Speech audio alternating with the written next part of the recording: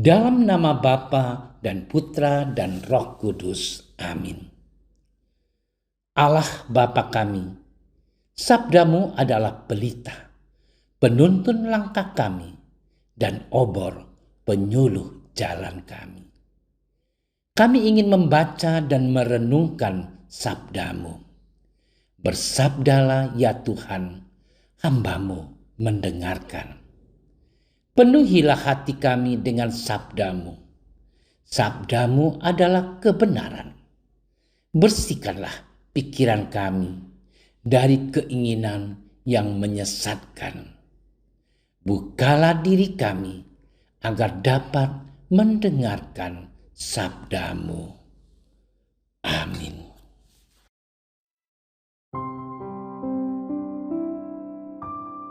Sekali peristiwa, Yesus bersama murid-muridnya ada di Galilea. Ia berkata kepada mereka, Anak Manusia akan diserahkan ke dalam tangan manusia. Mereka akan membunuh dia. Tetapi pada hari ketiga, ia akan dibangkitkan. Maka hati para murid itu pun sedih sekali. Ketika Yesus dan murid-muridnya tiba di Kapernaum, datanglah seorang pemungut pajak bait Allah kepada Petrus dan berkata, Apakah gurumu tidak membayar pajak 2 dirham? Jawab Petrus, memang membayar. Ketika Petrus masuk rumah, Yesus mendahulunya dengan pertanyaan, Bagaimana pendapatmu Simon? Dari siapa raja-raja di dunia ini memungut bea dan pajak? Dari rakyatnya atau dari orang asing? Jawab Petrus, dari orang asing. Maka kata Yesus kepadanya, jadi bebaslah rakyatnya. Tetapi agar kita jangan menjadi batu sandungan bagi mereka, pergilah memancing ke danau. Dan ikan pertama yang kau pancing, tangkaplah dan bukalah mulutnya. Maka engkau akan menemukan mata uang 4 dirham di dalamnya. Ambillah itu dan bayarlah kepada mereka, bagiku dan bagimu. Demikianlah sabda Tuhan. Saudara-saudariku yang dicintai oleh Tuhan, pada hari ini gereja memperingati peringatan wajib Santo Maximilianus Maria Kolbe. Dia adalah seorang imam dan martir. Dia lahir pada tahun 1894 di Zunska Wola, Polandia. Dia dari keluarga Kristiani yang baik. Dia bergabung dengan Ordo Fransiskan konventual. Ketika pecah Perang Dunia Kedua, dia dikirim ke kamp konsentrasi di Auschwitz. Dia dengan berani menawarkan diri untuk menggantikan seorang tahanan yang akan dihukum mati dengan memasukkannya ke dalam penjara tanpa diberi makan. Namun setelah beberapa hari berlalu, ketika semua tahanan lain meninggal karena kelaparan, dia ternyata masih hidup. Tanggal 14 Agustus 1941, dia disuntik mati dan jenazahnya dibakar. Saudara-saudariku yang dicintai oleh Tuhan, kisah yang dialami Santo Maximilianus Maria Kolbe ini mengingatkan kita pada suatu kisah dalam kitab suci Perjanjian Lama. Dikisahkan bahwa ada 3 orang pemuda Yahudi yang hidup di negeri Babel, negeri pembuangan. Karena kepandaian mereka diangkat oleh Raja Nebukadnezar, Raja Babel, menjadi pegawai kerajaan. Namun suatu ketika pemuda ini menolak untuk menyembah berhala yang telah dibuat oleh Raja menjadi marah dan memerintahkan para pengawal memasukkan mereka ke dalam dapur api yang menyala. Namun hal yang aneh terjadi.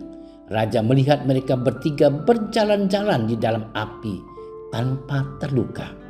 Rambut mereka bahkan tidak hangus sedikit pun. Yang paling menakjubkan, ada orang keempat yang berjalan bersama mereka seperti malaikat. Pesan penting yang dapat kita dapatkan dari kedua kisah ini adalah kita harus selalu siap sedia untuk berkurban demi kasih dan kebenaran. Ketika kita dengan rela berkurban demi kasih dan kebenaran, Allah akan menolong kita. Ketika pemuda Yahudi tidak mengalami derita apapun selama berada di dapur api, dan Santo Maximilianus Maria Kolbe tetap hidup ketika semua tawanan lain mati kelaparan. Memang Santo Maximilianus Maria Kolbe kemudian disuntik mati, namun kita percaya bahwa ia segera menerima anugerah kebangkitan dari Tuhan. Dia telah meneladani Yesus yang rela mati demi kasihnya. Yesus bersabda, Anak Manusia akan diserahkan ke dalam tangan manusia, dan mereka akan membunuh dia, dan pada hari ketiga ia akan dibangkitkan. Saudara-saudariku yang dikasihi oleh Tuhan, salib melambangkan kesengsaraan dan kematian Yesus. Namun salib juga melambangkan belas kasihan Tuhan yang rela menderita sampai mati bersama kita. Tuhan ingin berjalan bersama kita dalam penderitaan kita. Yesus melakukan ini dalam karya pelayanannya. Ia dengan rela menyembuhkan hati, pikiran, dan badan kita.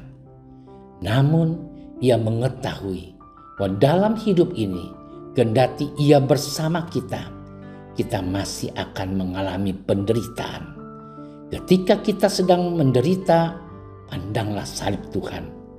Ya, sampai hari ini tetap rela menderita bersama kita, ikut memikul derita kita, sehingga beban derita kita terasa lebih ringan. Selamat bermenung. Tuhan memberkati kita.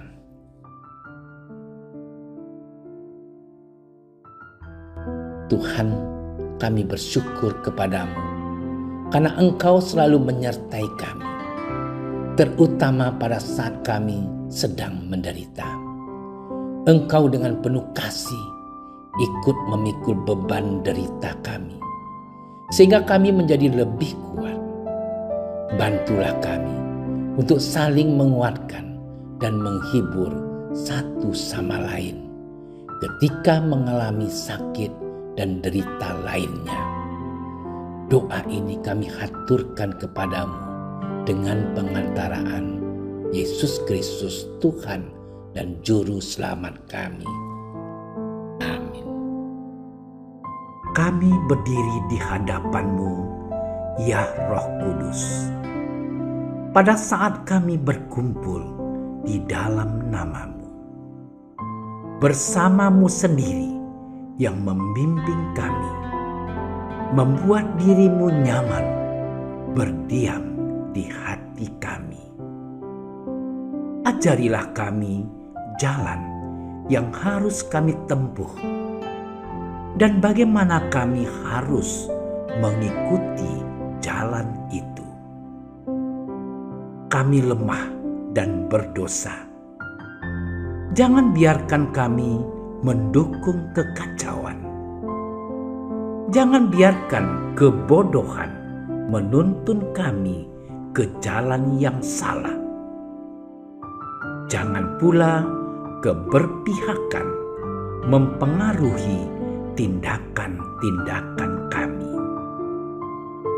Kiranya kami menemukan di dalam Engkau kesatuan kami, agar kami boleh berjalan bersama menuju kehidupan abadi dan tidak menyimpang dari jalan kebenaran dan apa yang benar. Semua ini kami mohon kepadamu yang berkarya di setiap tempat dan waktu dalam persekutuan dengan Bapa dan Putra untuk selama-lamanya. Amin. Bapa kami yang ada di surga, dimuliakanlah namamu. Datanglah kerajaanmu. Jadilah kehendakmu di atas bumi seperti di dalam surga. Berilah kami rezeki pada hari ini, dan ampunilah kesalahan kami, seperti kami pun mengampuni yang bersalah kepada kami. Dan janganlah masukkan kami ke dalam percobaan, tapi bebaskanlah kami dari yang jahat. Amin. Salam Maria, penuh rahmat, Tuhan sertamu. Terpujilah engkau di antara wanita, dan terpujilah buah tubuhmu Yesus. Santa Maria, Bunda Allah, doakanlah kami yang berdosa ini, sekarang dan waktu kami mati. Amin. Kemuliaan kepada Bapa dan Putra dan Roh Kudus, seperti pada permulaan, sekarang, selalu, dan sepanjang segala masa. Amin. Dalam nama Bapa dan Putra dan Roh Kudus. Amin. Terima kasih sudah menyaksikan renungan hari ini. Jangan lupa like, subscribe, dan aktifkan tombol loncengnya agar Anda yang pertama mendapatkan notifikasi updatean renungan harian dari Komsos Keuskupan Padang. Dan bagikan ke sosial media agar saudara-saudara kita dapat mendengarkan dan merenungkan firman Tuhan.